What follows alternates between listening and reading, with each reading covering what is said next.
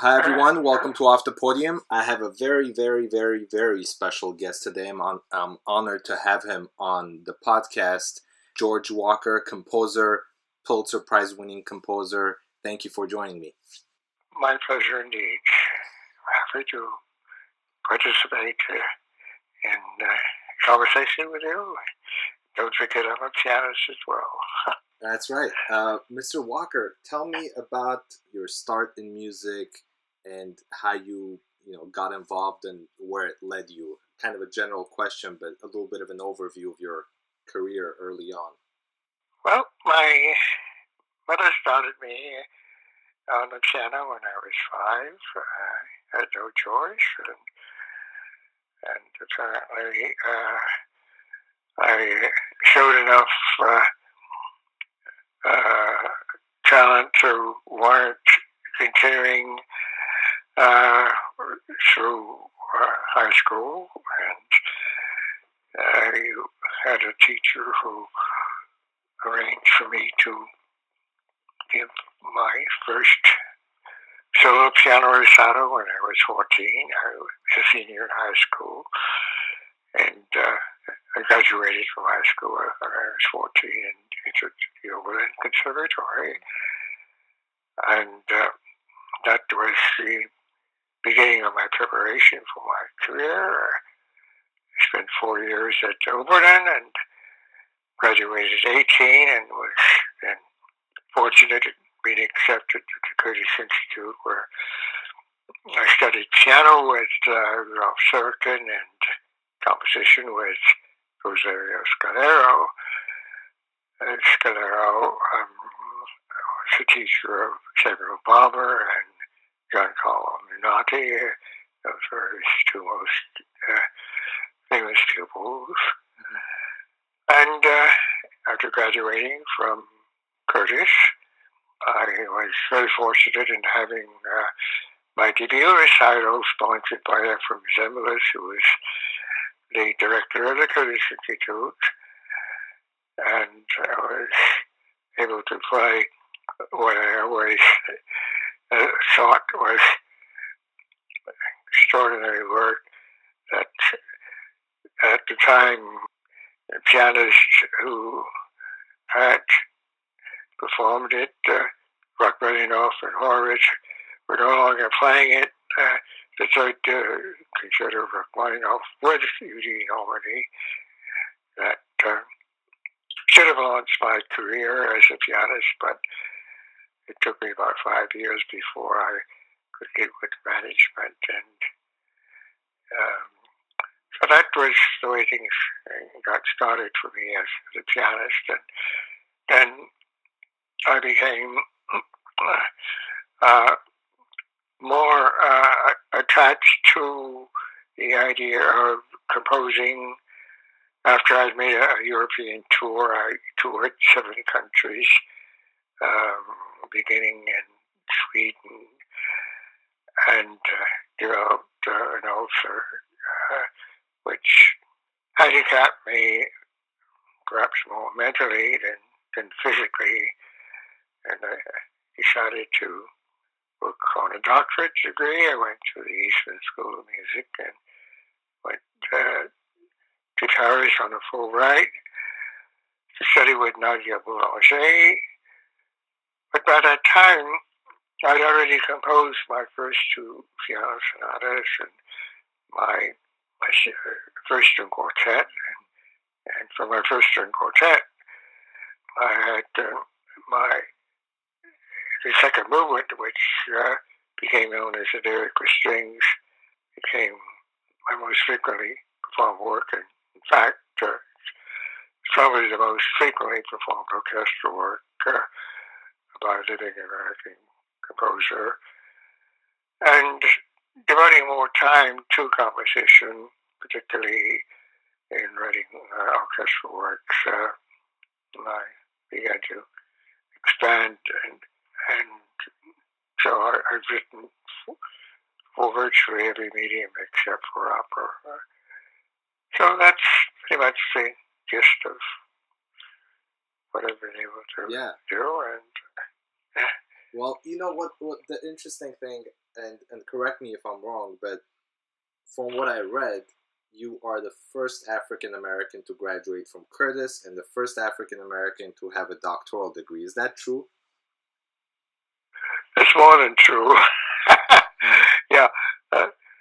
I don't like to be called an African American. I prefer the term black.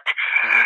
I am the first black, yes, to graduate from the Curtis Institute, both in piano and composition.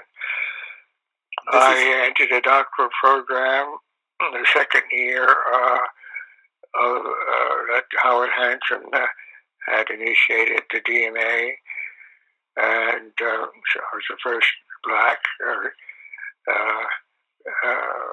person to receive a doctorate. I was the first person to, the first instrumentalist to play in town hall.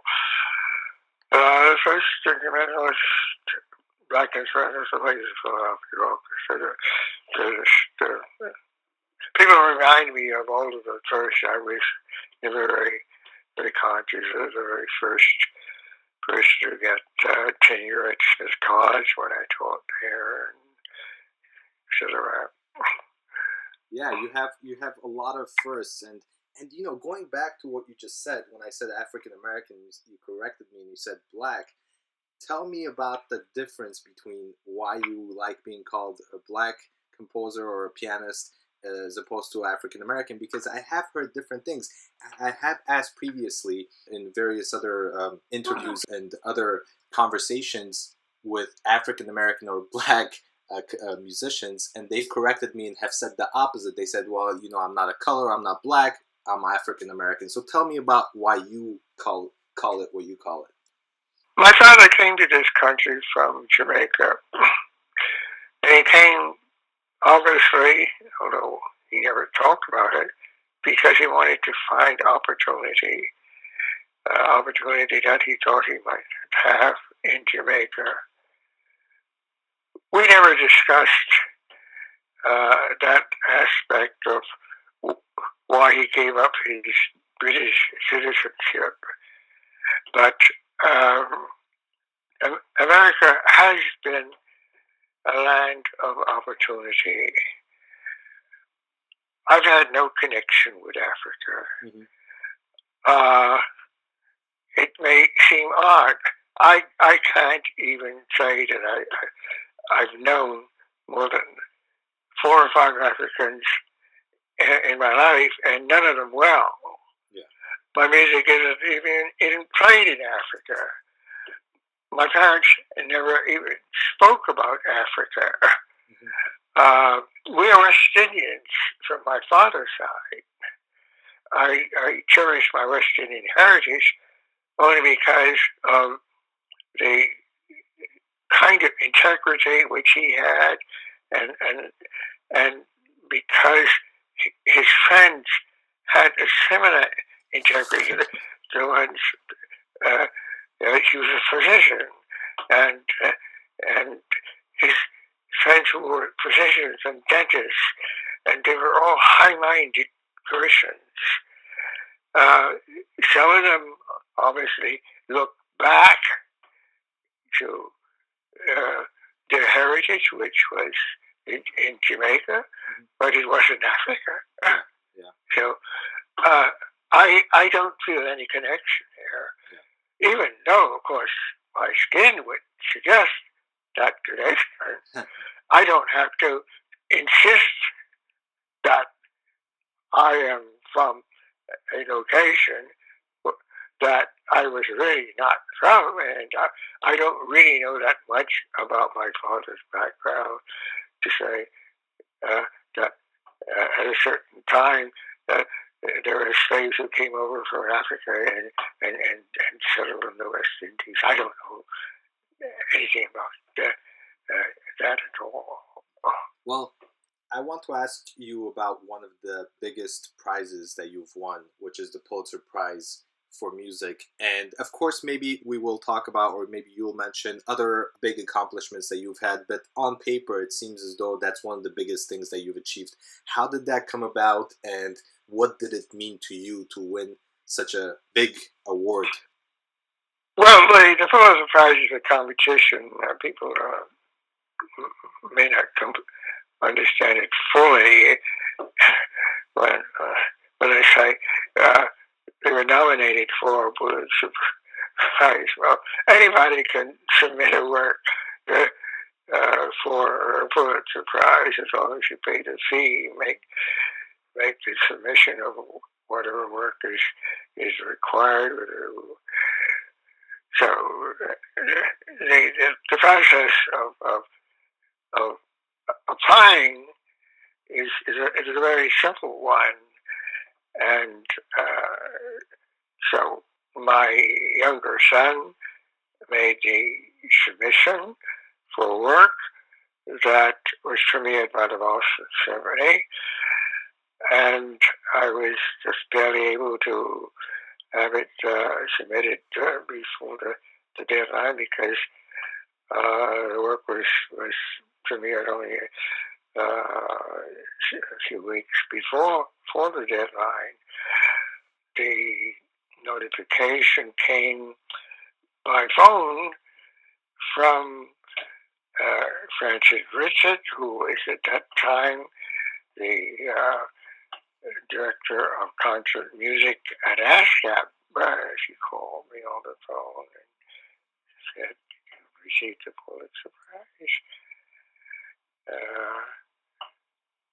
It was a surprise to me, in part because I figured that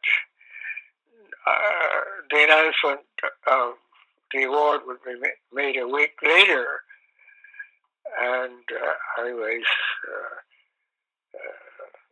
just so surprised I could scarcely say anything more than wow. It was important because it meant the acknowledgement of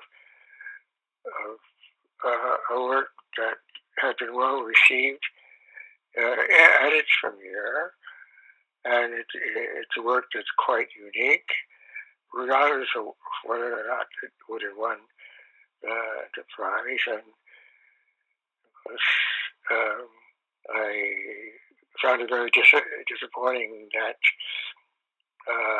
after having won the prize, that the orchestras called me to say that they wanted to do it. My management never made an effort to pursue orchestras to try to get them to do it.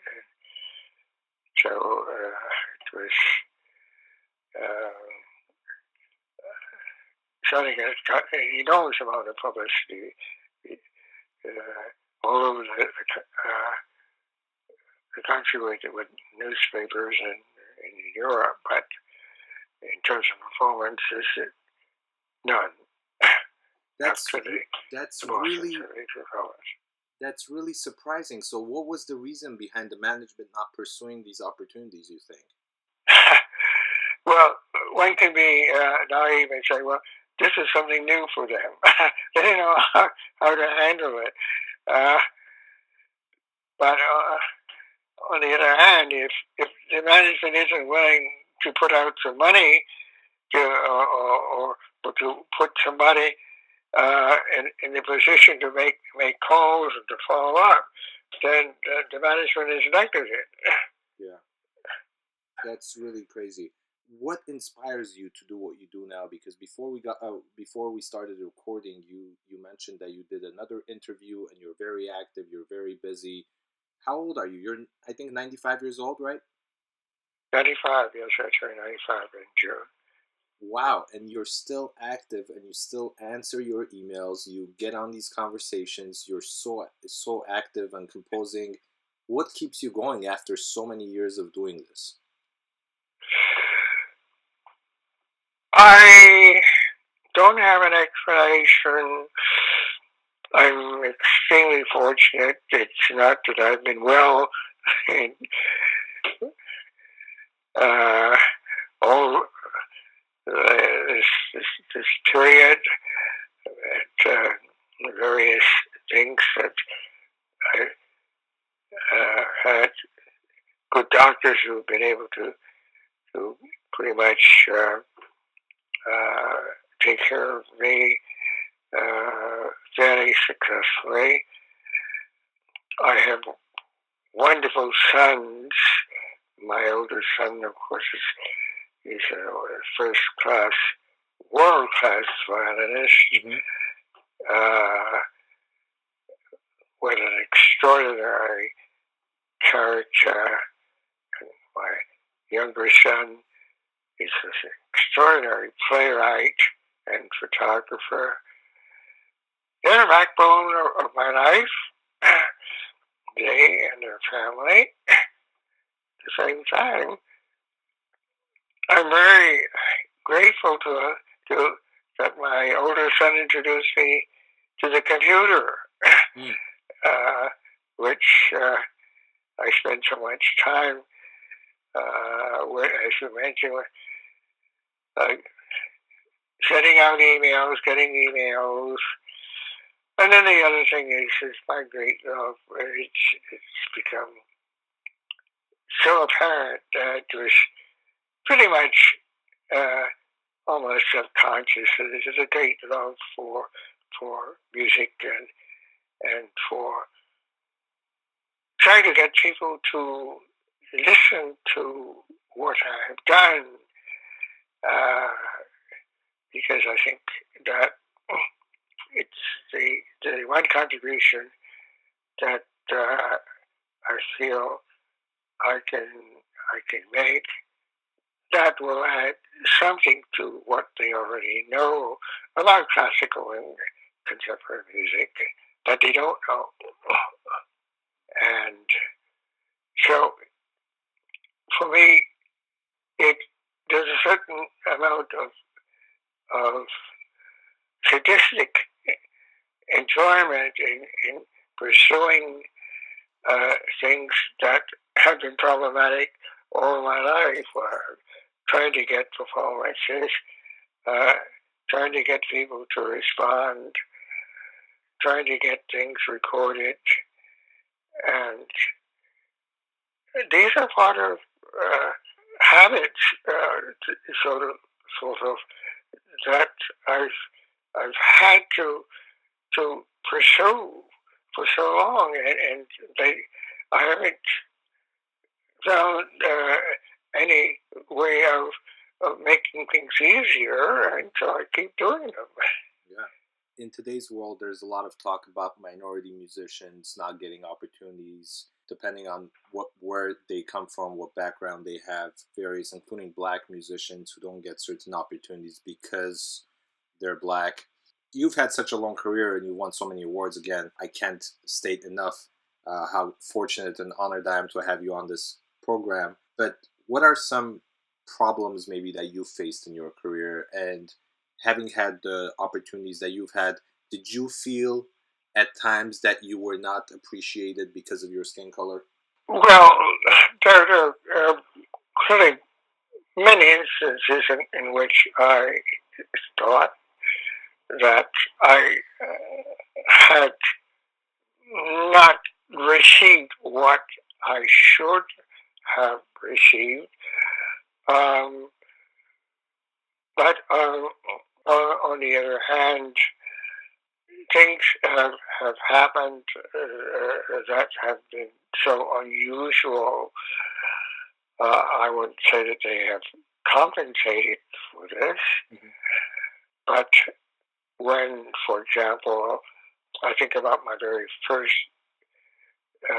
piano recording that I made for Albany Records, and the reviewer made some slighting remark about my technical ability, which was asinine.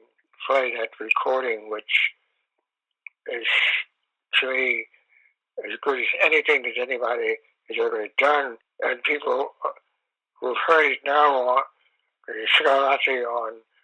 on YouTube, or the Beethoven on YouTube, or my sonata, would find it hard to accept his comments. Mm-hmm. And why? Because he'd never heard a black pianist play that well.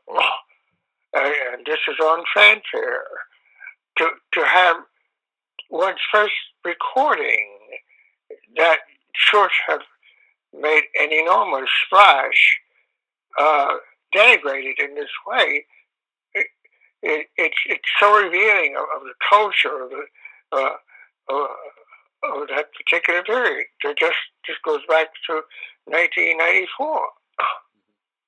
That late. I'm not very familiar with black composers. The two that come to mind are William Grant Still and Samuel Coleridge Taylor. Am I missing anyone? And I'm sure there are many others, but what recommendations would you have, if any, come to mind, other than yourself, of course? Well, of course, Coleridge Taylor has enormous attention lately, but don't forget that he's a British composer. Yeah. He did send. We made 3 trips to this country and had the opportunity of meeting with the president of the Coleridge Taylor Society, but he was a British composer. The composers that are you familiar with the Black Composers series that was put out by Columbia in 1974, 75, up to 1978? Well, that's a sort of a starting point in one sense, because although some of those names are not as familiar to many persons like T.J. Anderson or Wally Wilson, 2 different types of compositional styles. Mm-hmm. They were far more interesting from the point of view of contemporary music than William Grant Still. Mm-hmm. And so if one goes to a site that's called the Afro classical site, that was there, of course, you have some contact with any number of composers that William Zick has managed to introduce, but focusing on just William Grant Still and Coleridge Taylor doesn't begin to give you a picture that one should have. Yeah. You studied at Curtis, Eastman, all these places, and you did mention a few of your teachers. Any stories that you want to share with us? Maybe interesting stories or funny stories that happened with Rudolf Serkin or Rosario Scalero that you would like to share with us? Not really. Curtis was a very serious place. I can't think offhand of anything that would be either particularly amusing, that would not be a little bit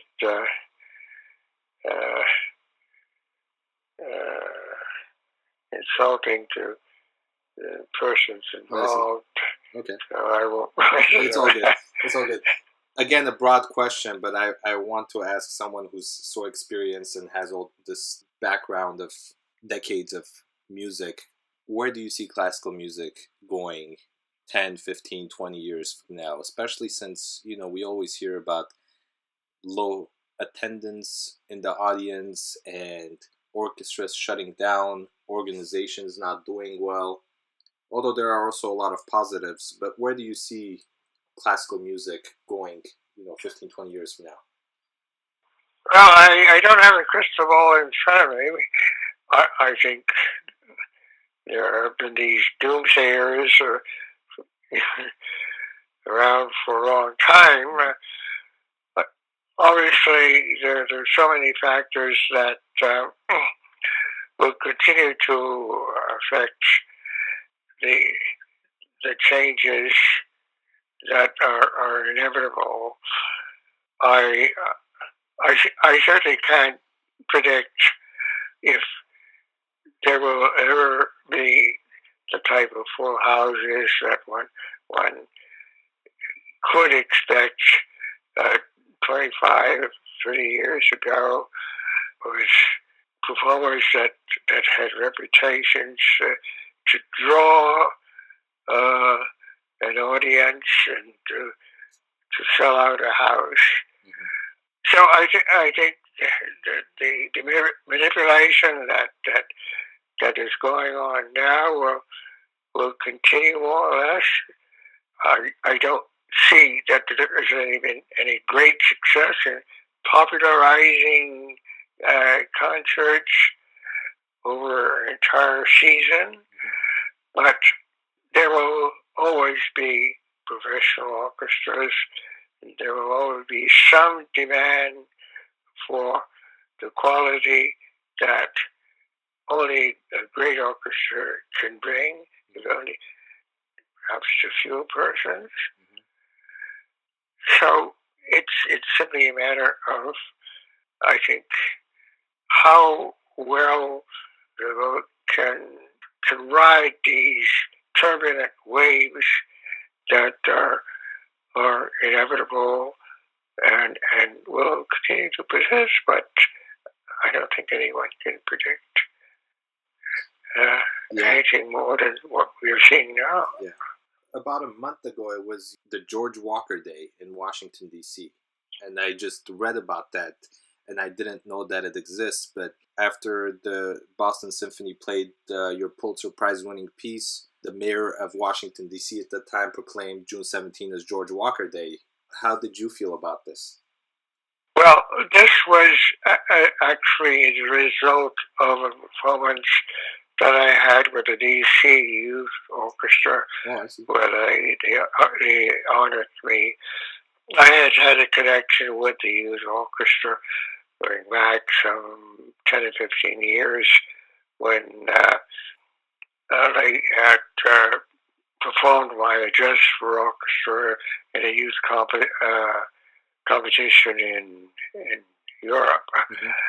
And so someone connected there with the orchestra proposed the idea to Bill Clinton, and so that day was set aside as my day.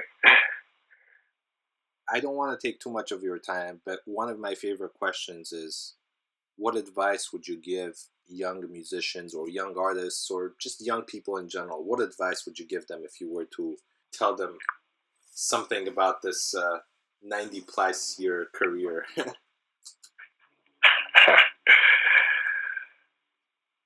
Each person has to follow his own path, and each path is different.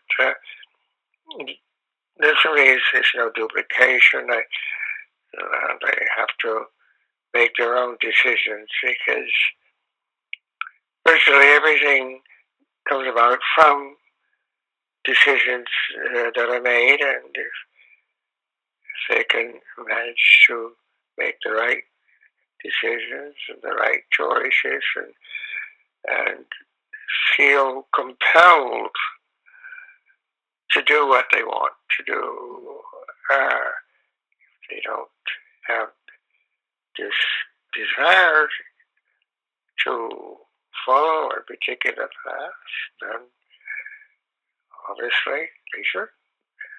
What does George Walker do on his days off when he's not working on music or doing interviews and music-related stuff? What do you do outside of music?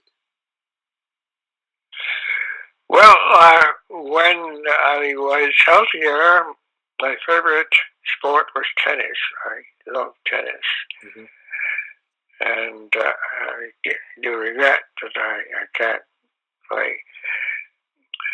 I have an autobiography, as you probably know, and the autobiography, I mentioned about my cultivation of tomatoes, which I indulge in every day.